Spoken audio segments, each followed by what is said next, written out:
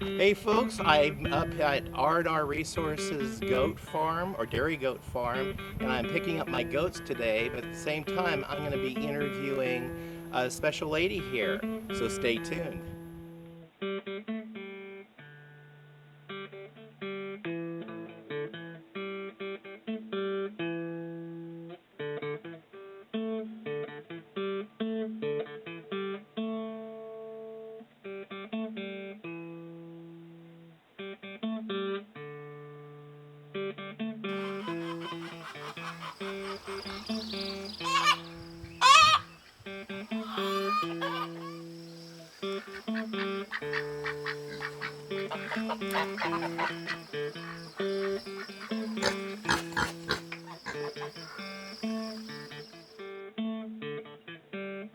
Okay.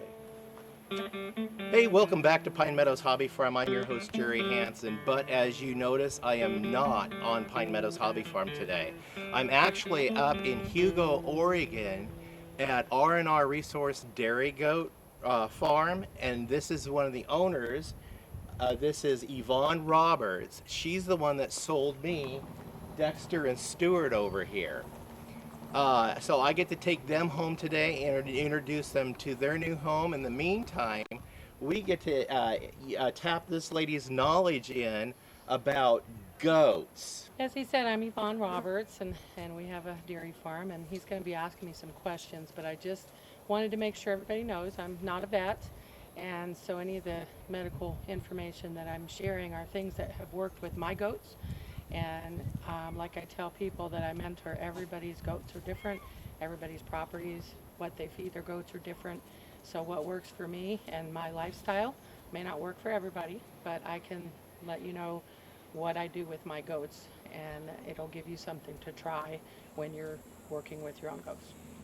Okay, let's talk about ages of the goats, like a doe. How old should a doe be before we start breeding? And how old should a buck be before we start breeding? Well, some people breed them earlier, but we have found with our lines and our goats that they do better if we wait until they're 18 months, so a year and a half. And then when they kid the first time, they'll be 2 years old. And we feel we do that because they're more mature at 18 months, so they're kind of more through with growing themselves instead of having to grow themselves and the baby inside of them at the same time. And so they mature, better, easier. You don't have to put as much feed into them when you do it that way. Well, bucklings don't really have to be mature like does, so they can breed at a younger age. And every buck we've used the first time between 6 and 8 months old. So they can be bred the first year because they don't have to work after the breeding. So Oh. they just breed and they're done, and so they don't have to be as mature. But they can actually be fertile down to a month old, and whenever you're ready, they're ready to breed. And usually between 6 and 8 months is when we start using ours. And that's Pepper.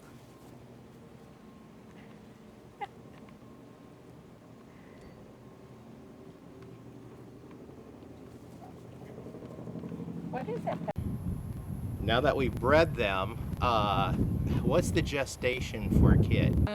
Our goats tend to be 153 days. It's approximately 5 months, but they different lines and different breeds can be different amounts, but it's approximately 5 months, and you'll have to find out what gestation is correct on yours within a certain number of days.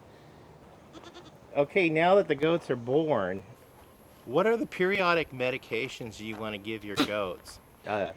In what time period? Okay, our area is really selenium deficient, so that depends on your area because different, even like Klamath Falls is an hour and a half, 2 hours from here, and they are not near as deficient as we are. So it makes a difference on that. For it's called a BOSI shot, and BOSI is selenium and vitamin E.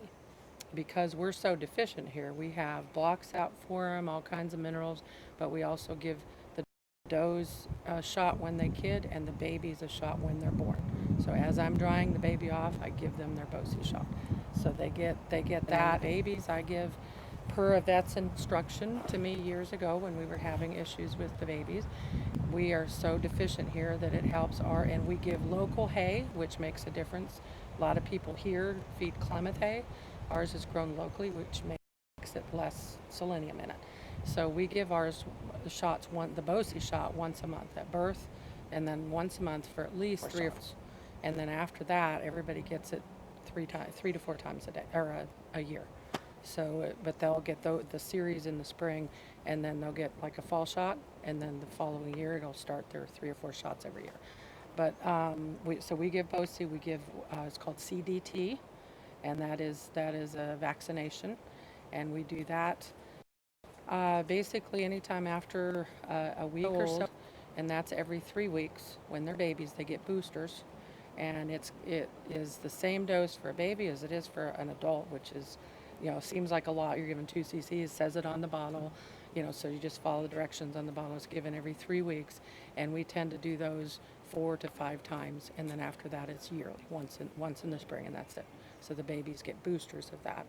And then we also, as a prevention, do a coccidia treatment just as a prevention, even if they don't have any signs of it around a month old. We do Corid, and we give it to all the babies, usually do them all at the same time. When we get them around a month old, we'll just go through and give everybody, it's a 5-day treatment. You just put it in their mouth 5 days in a row, and it's done. We follow it up with vitamin B, because Corid tends to, blocks the thiamine absorption. So you follow it up with vitamin B after you're done, and that boosts their vitamin B back up. So that's as far as vaccinations and shots and things like that, that's what we do first. Good information. What is a typical goat's diet for the buck, the doe, the kids? Well, basically we feed all our goats alfalfa hay. Bucks and does, everything gets alfalfa hay all through everything. So that has a lot of protein and calcium in it. It kind of helps with growing them, but also babies inside of them. We don't tend to grain the does at all until the last few weeks before they kid, and we start introducing grain. When it's their first time, sometimes they don't like it because they've never had it, so it kind of gives them a chance to get used to eating it, and we just take them up to maybe a half a cup a day the last week or so before they're due, and then after they kid, then we can increase it as needed. But we've found if you give them very much grain while they're pregnant, it makes the babies big rather than putting the weight on the mother. So if they're dropping weight because they're pregnant, we only would do a little bit because of that, because they would just make bigger babies, which means harder birthing. So you don't want to give them a lot of grain while they're pregnant. Okay. Any special nutrition while they're lactating? We do give them calcium supplements, and interesting enough, we used to do Tums. We were told at the beginning by another breeder to, as just a supplement to give them every day because it has calcium in it. And our chiropractor actually told us that better than Tums is the little gummies that you buy at the grocery store, the calcium gummies. So that's what my goats get every day now, is a calcium gummy. So that's their calcium supplement. If they are milking a lot, they get more. If they're not milking very much, they don't get the supplement. So it just depends on how much they're needing the calcium. But there's, as far as grain, there's other things to give them. But as far, just supplements, that's what we tend to do, is just a calcium supplement. But we have loose minerals and mineral blocks out for them too. What is the signs of a doe to look for when she becomes in estrus? In heat. In heat? Heat. In heat. In heat. Yes. Okay, when a doe is in heat, what are the signs to look for that she's going to be ready to start breeding with a male? The 2 biggest signs that I see in my herd is, they call it flagging, and it's where they do their tail really fast. I mean, if you're used to your doe, you're watching your doe all the time, and they're flipping at flies and they're doing that, they wag their tail.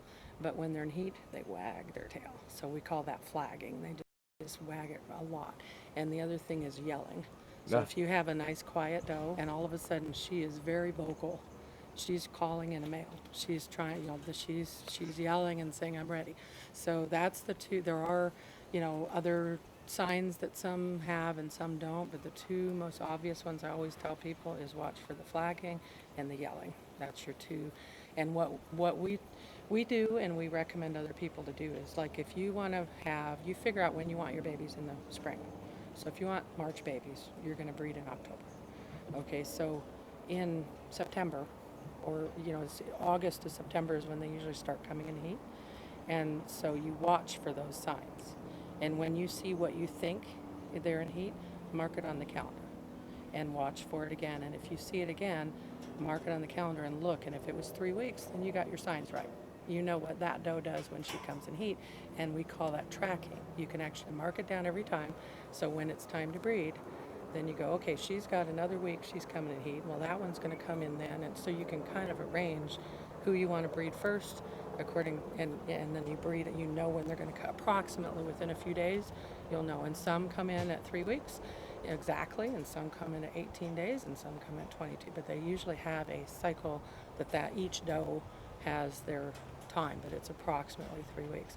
But it's really handy to be able to track that, and also for new people to see, oh, they're right, because she did this 3 weeks ago. That's how that one shows her heat. She's yelling again. Maybe she didn't wag her tail, but she's yelling, and she did that 3 weeks ago for no reason.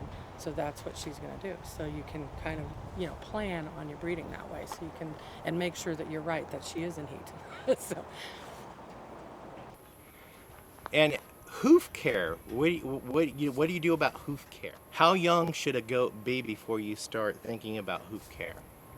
Well, honestly, you probably should do it before, but we usually trim the hooves the first time when we get ready to do the August show. So in July, we'll start trimming hooves when they're born in March, but they aren't usually overgrown then. It's about right. So, if they're born March, April, July, in that range.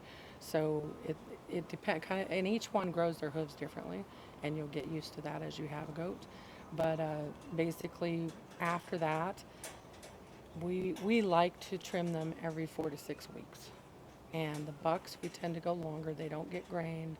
After they've finished their growing, it might be every 2 months, maybe even 3 months. But it depends on the goat. If you see that their hooves grow faster, you're going to have to do that one a little bit sooner. So, you kind of have to monitor that. But basically 4 to 6 weeks is, a good time if you can do it that often. The bucks, you can go a little bit longer, but it depends on the goat. So you want to see if they start getting overgrown at 4 weeks, and enough that you feel like they should have already been done, you're going to have to do them more. So you have to look at each goat's hooves and see if they're a fast grower. But does is usually 4 to 6 weeks is a good amount, and bucks usually 6 to 8 weeks. What signs and symptoms should we be wary for that would show a goat being ill? First sign, they're not hungry. If a goat feels good, they're hungry. Whether it's a baby, and that's one thing about we raise them on the bottle, so we can see right off if somebody's off their milk, they're sick, there's something wrong, you need to do that. The does are basically, and the bucks are basically the same way. When you bring the hay out, everybody comes up and eats. If somebody's standing off to the side and they're not eating, they're not hungry, you go find out why, because something's bad wrong if they're not eating. So that's the number one sign. The other is just being lethargic, putting head down, just not active, and you can look at them and see that they're that one doesn't look right. And so if you're aware of your goats, it's hot right now, they're all laying down over there, but when they come up to eat, you're out there with them, they're walking around. If somebody's off to the side, away from everybody, got their head down, they just look like they don't feel good, there's something wrong with that one, and you need to check. And the babies, extremely, if they're not eating, something bad wrong, they can go down a lot quicker. So the babies, so you want to really be aware if there's a baby that's off by itself, not hungry when you feed, not looking very good, then you need to go check it and make sure. Male bucklings in the same compound together for breeding, how long do you keep them together? We usually only keep some together for the first 6 months to a year. When we go to use them, we usually separate them. It's just easier, but we can put them back together for another year or two, and it just depends on when they start fighting so much, it's not worth it. But sometimes when you have them together, even at 8 months old, somebody will be more dominant, push the others out of the feed, won't let them eat, more aggressive towards them. So to have to have them to where their testosterone is where it needs to be, their condition is where it needs to be. We have figured out it when we go to breeding them in the fall, we just separate them, have their own pen from then on, and just leave them separated. Cool. So as you guys can tell, we're practicing our social distancing up here. In case we have to get too close, I want to Yeah, I have my mask too. So I want to thank Yvonne Roberts for hosting or being gracious to give us the information on raising goats. This is an overview. And there's a lot more. There is a lot more. Yeah, this is just an overview to get started on if you're going to decide to raise goats, to know kind of what to expect. Well, it's time to load the bucklings up and go home and take them and introduce them to their new home. Stay tuned to that episode. That will be coming up next. I'm your host, Jerry Hansen at Pine Meadows Hobby Farm. I want to thank you guys for showing up and watching our channel. Please stay tuned to more videos. You could do that by first subscribing, then clicking that bell icon. By doing that, that bell icon alerts you to new videos as I upload them. Also, if you are gracious enough, click that share button down there and share my videos on your social media platforms. It helps introduce my channel to your audience as well. And please, help us out by giving us a like, thumbs up. That helps YouTube with their algorithms at promoting our show also. Leave a comment. We'll see you guys in the next video, but before I go, I want to get your website. Yeah.